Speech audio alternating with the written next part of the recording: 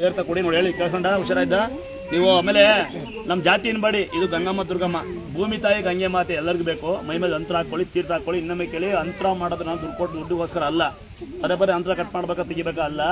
ಅಂತರಗಳು ತುಂಬೋದು ನಿಮ್ಗೆ ಒಳ್ಳೇದಾಗಲಿ ಅಂತ. ಎಷ್ಟು ಜನ ಅಂತರ ಹಾಕಿ ಹುಷಾರಾದ್ರೆ ಇದ್ದಾರೆ ಅಂದರೆ ತೀರ್ಥ ಹುಷಾರಾದ ಕೇಳ್ತೀವಿ. ಈ ಪವರ್ ಇದೇ ಬಾವಿ ತೀರ್ಥ, ಒಂದರಿ ತೀರ್ಥ ಏನೂ ಆಗಲ್ಲ. ಈ ಮಗು ಇತ್ತರಲ್ಲಿ ಪಾಪಂದು ಸಣ್ಣ ಪಾಪು ದೊಡ್ಡಪ್ಪನು ಕಣ್ಣ ಮಗನೇ ಹೋಗು ಓದಕ್ಕೆ ಗೊತ್ತೈತೆ. ಓದ್ತಂತಾರೆ ಮಕ್ಕಳು.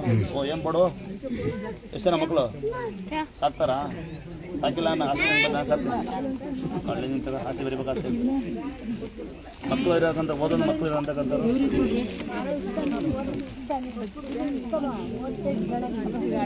ಯಾರ ಬಡವರೇ ಕಾಣ್ತಾ ಇಲ್ಲ. ನೀವು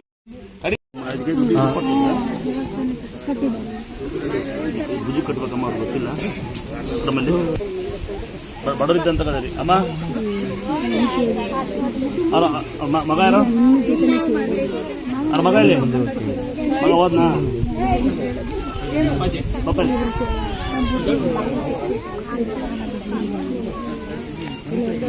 ಸೀರಿಲ್ವಂತೇನಾ? ಇತ್ತು ನಿಮ್ಮ ಮನೆ ಫೋಟೋ ಅರಿಬಿ ಒಂದು ಕಟ್ಟು ಒಂದೆರಡು ಸೀರೆ ಕೊಡಪ್ಪ ಸಾಕು.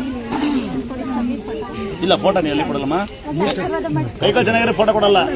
ಉದ್ದೇಶ ಇಲ್ಲ ಗೊತ್ತಿಲ್ಲ ಅಂದ್ರೆ ಶಿವಮೊಗ್ಗದಲ್ಲಿ ಟೆನ್ಷನ್ ಮಲ್ಲ ಅಂತಿದೆ. ಯಾರು ಗೊತ್ತಿದ್ರೆ ಕೇಳ್ತಾರ ಅಮ್ಮ, ಅಮ್ಮ ನಿಮಿಷ ಯಾರಿಗಾರ ಫೋಟೋ ತೊಗೊಳೋ ಶಕ್ತಿ ಇಲ್ಲ, ಬಡವರಿದ್ದಾರೆ, ಚಿಕ್ಕಣ ಶಕ್ತಿ ಇಲ್ಲ ಅಂತ ಕತ್ತಿದ್ದಾರೆ ಅಂತ. ಅಂತರಿಗೆ ಬಡಪಾಯಿಗಳು ಅಂತರ ಕೊಡ್ತೀವಿ, ಫೋಟೋ ಕೊಟ್ಟು ಸೀರೆ ಕೊಡ್ತೀವಿ.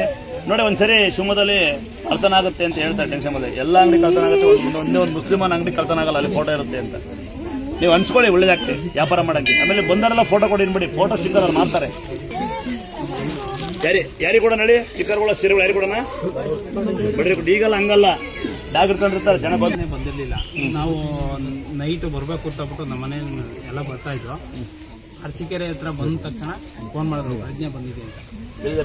ನಮ್ಮ ಮಾವ ಇನ್ನೂ ಅಡ್ಮಿಟ್ ಆಗಿ ಒಂದ್ಸರಿ ಯಾವ ನಿಂದು ಮಂಡ್ಯ ಬಸರಾಳ ಇಂಡಿಯಾ